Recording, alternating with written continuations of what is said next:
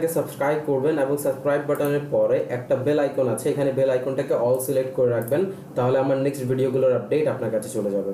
প্রত্যেকটা কাজের জন্য নির্দিষ্ট পরিমাণের পেজ দরকার পড়ে, নির্দিষ্ট সাইজের, নির্দিষ্ট পরিমাণে এবং নির্দিষ্ট লেন্থ এবং হাইটের।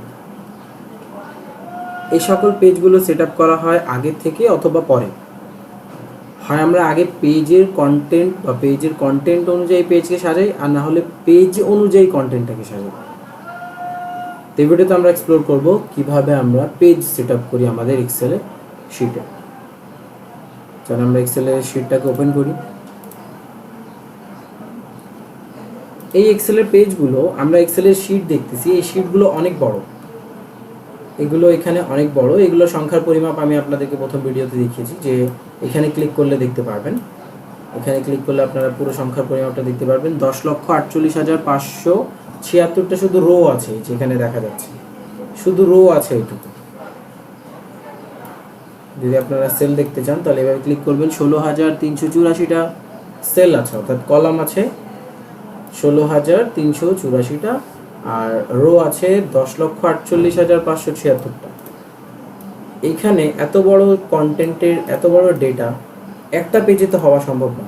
আমরা যে পেজগুলো জেনারেলি আমাদের নর্মাল লাইফে ইউজ করি, এই পেজগুলো আমাদের করার জন্য, মানে এই পেজটা সেট আপ করার জন্য আমাদের কিছু নিয়ম আছে বা এক্সেলে কিছু অপশন আছে যেগুলো দ্বারা আমরা সেট আপ দিই। এইখানে পেজের মাঝখানে এই যে কলামের পরে, যে আর কে কলামের মাঝখানে দেখেন একটা টান যাচ্ছে, দাগ, কাটা কাটা, ডোরা কাটা বা ডটেড দাগগুলো যাচ্ছে, ড্যাশ দাগগুলো যেগুলো আমরা বলি ড্যাশড, এই দাগগুলো আমাকে পেজ ডিফাইন করে দিচ্ছে। অর্থাৎ এই এ থেকে নিয়ে জেড পর্যন্ত আর 1 থেকে নিয়ে নিচের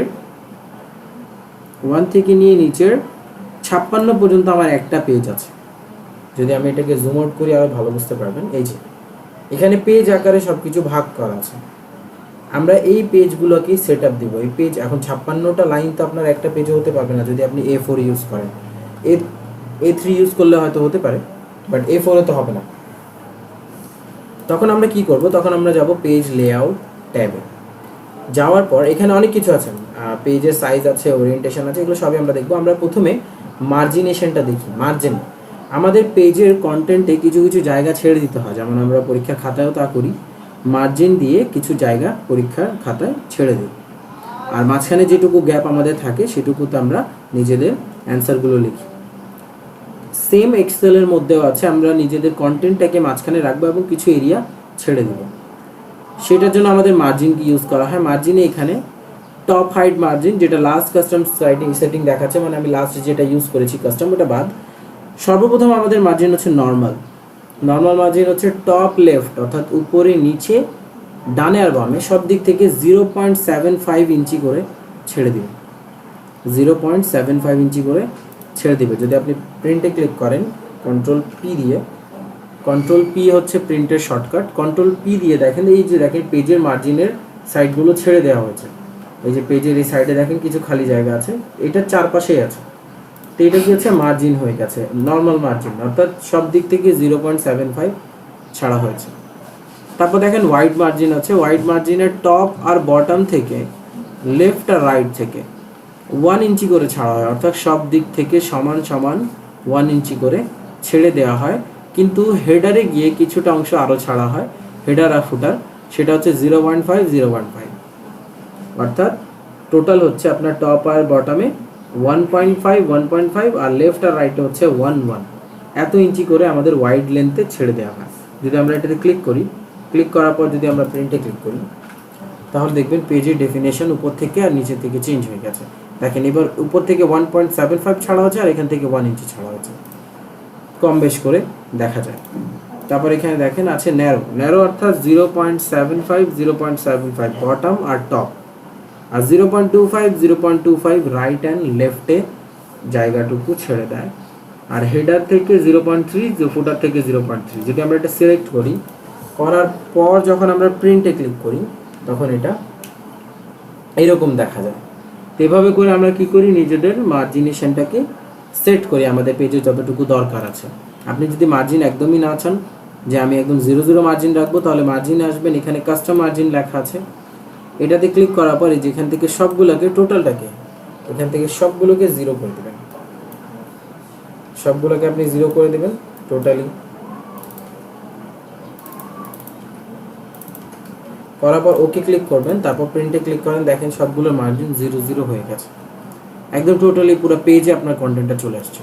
এভাবে আমরা মার্জিনেশন সেট করি। আপাতত আমরা নর্মাল রাখবো, নর্মাল মার্জিনটা আমরা সবসময় রাখি, বেশি আহামরি তেমন কিছু চেঞ্জেস আমরা করি না।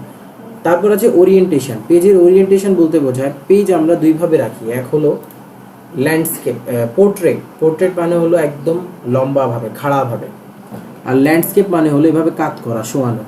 তো পোর্ট্রেট আর ল্যান্ডস্কেপ এই দুইটা মোড আমরা আমাদের ইউজ করে থাকি। তো আমরা কন্টেন্টেও সেম মোডগুলো ইউজ করি। যেমন এখন যদি আমরা প্রিন্টে ক্লিক করি তাহলে আমরা পেজটাকে এভাবে দেখতে পাচ্ছি, লম্বায় লম্বায় বড় দেখতে পাচ্ছি।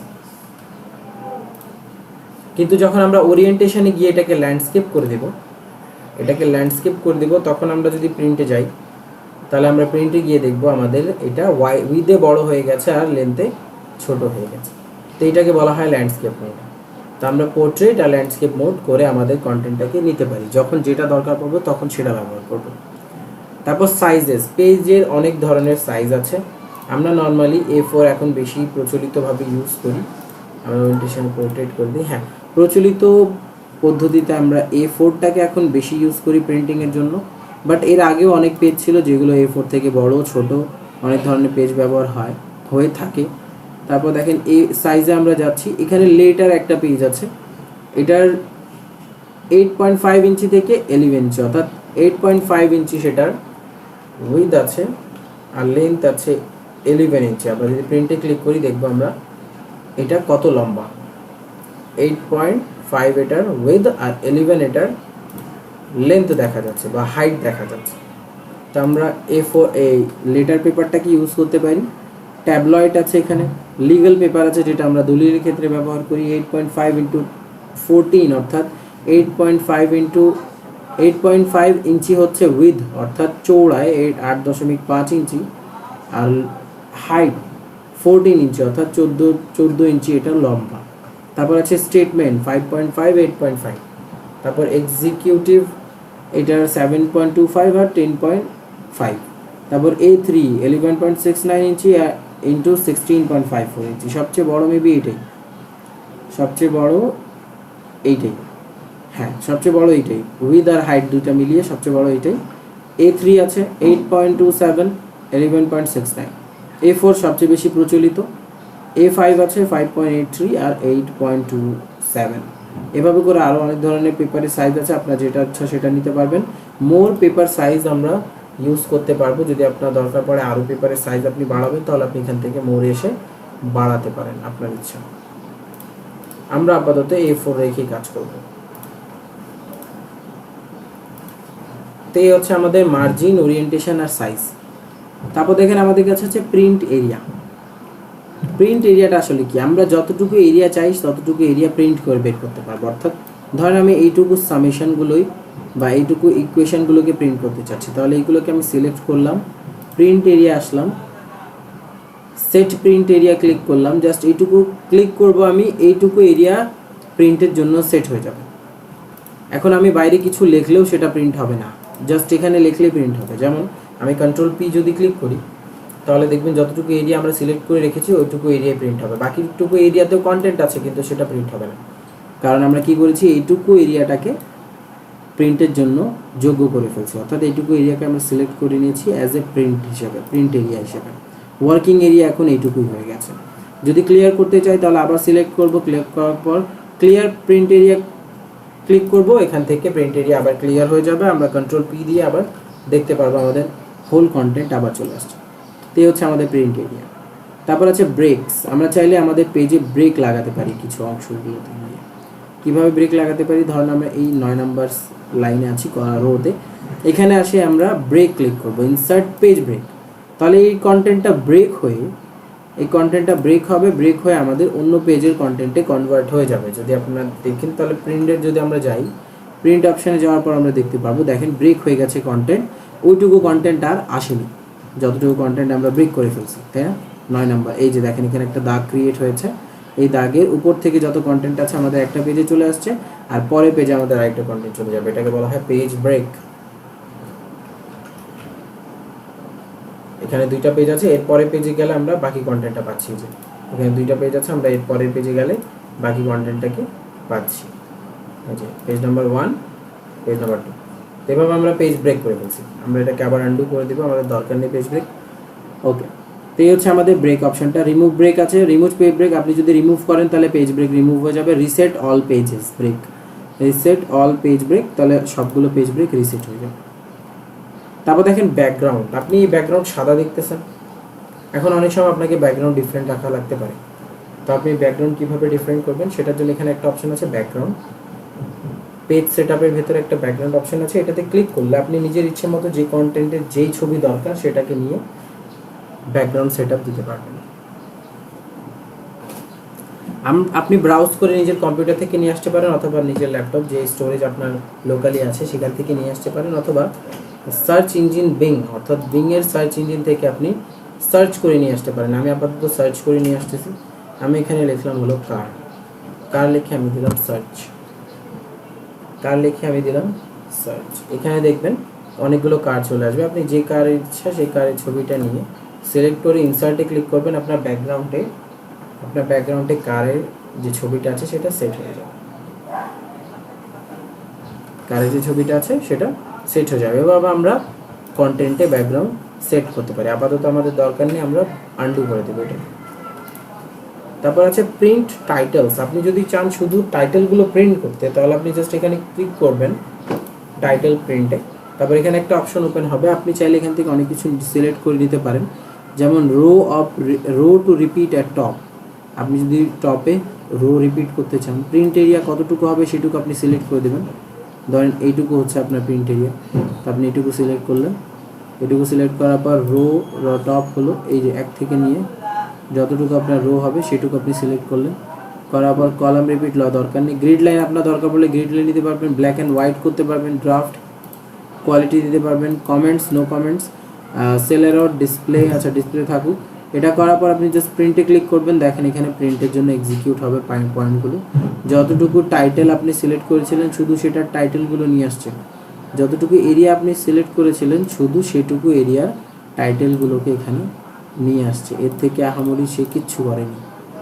এইটুকু রেখে আপনারা যদি আবার প্রিন্টে ক্লিক করেন, দেখেন এখানে কন্টেন্টের সাথে সাথে টাইটেলে চলে আসবে, যতটুকু টাইটেল আপনার ছিল, মানে 1 নম্বর কলামে যতটুকু এরিয়া ছিল 1 নম্বর রোতে ততটুকু এরিয়া সে কী করেছে সিলেক্ট করে নিয়ে এসেছে। অনলি টাইটেল সিলেক্ট করা বলে এটা, অনলি টাইটেল, অর্থাৎ এই যে উপরে যে টপে হেডারগুলো দেখতেছি আমরা, এই যে serial number, product name, quantity, sale price, date, এই অনুযায়ী আমাদের কন্টেন্টটা এডিট হয়ে গেছে, অর্থাৎ এই অনুযায়ী আমাদের জাস্ট টাইটেলটা প্রিন্ট হচ্ছে এখানে।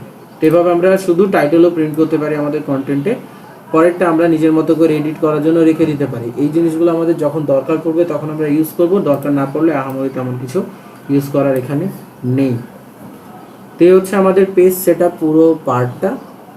তো আপনারা ভালো করে প্র্যাকটিস করবেন, দেখবেন কিভাবে পেজ ওরিয়েন্টেশন এবং মার্জিন এগুলোকে সেটআপ করা হয়। সবচেয়ে বেশি গুরুত্ব দিবেন মার্জিন, ওরিয়েন্টেশন, সাইজ, ব্রেক আর প্রিন্ট এরিয়া, এইটুকুতে, এইগুলো বেশি ব্যবহার হয়। সব তার মধ্যেও বেশি ব্যবহার হয় মার্জিন, ওরিয়েন্টেশন আর সাইজ। তো এগুলো আপনারা পারলে আপনাদের জন্য সব কিছু ইজি হয়ে যাবে। তো আপাতত এই ভিডিওতে এই পর্যন্ত থাকবে। লাইক করবেন, শেয়ার করবেন, সাবস্ক্রাইব করবেন, কমেন্ট করে জানাবেন কোনো প্রবলেম হলে। ধন্যবাদ সবাইকে।